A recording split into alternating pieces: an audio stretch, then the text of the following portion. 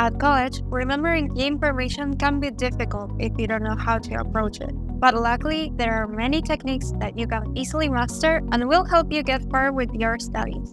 Hi, I'm Florencia from Gradehacker. We've been helping students improve their study techniques for years, making us the non-traditional student #1 resource. So we decided to share the mnemonic strategies we found most useful so you can start adding them to your everyday routine. You have probably heard about one of the mnemonic techniques before, but in case you didn't, these are memory tips to help you remember what you need by connecting the new information to something you already know.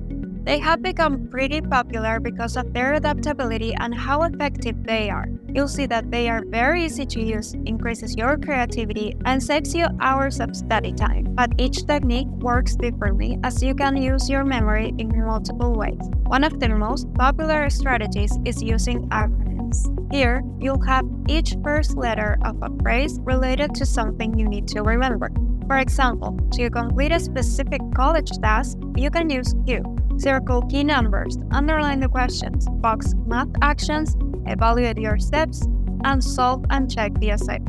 Of course, this is a very simple example, but the idea is that you adapt it to any specific procedure you want to remember. A very similar technique that you can use to memorize the concept rather than steps is acrostic. Instead of using the first letter of an action, you'll use it to get deeper into a subject and remember more detail. Again, you can create your own acrostics, but what you should always have in mind is legacy.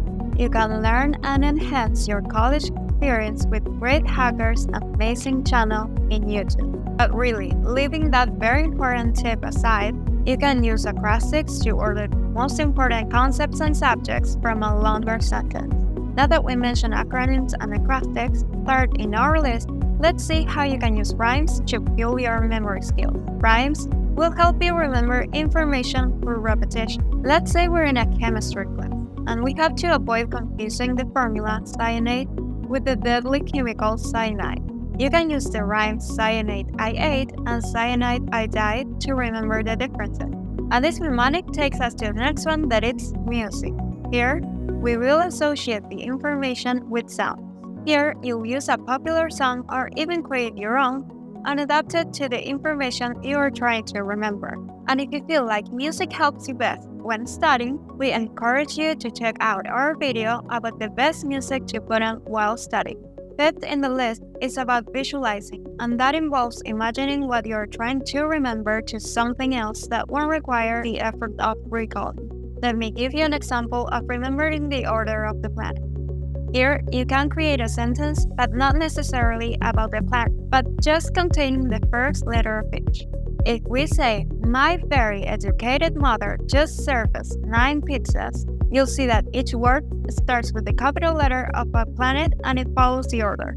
My with Mercury, very with Venus, educated with Earth, mother with Mars, and so on. And along with this method, a popular technique is the Knuckle memory, where you can use your knuckles to visualize a list of things or key points that you are trying to memorize.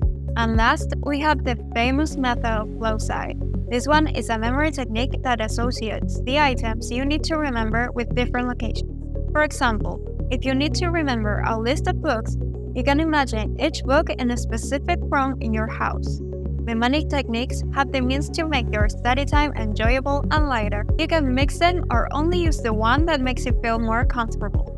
Mastering your memory skills takes time and practice, but over time, you'll start to experience the benefits.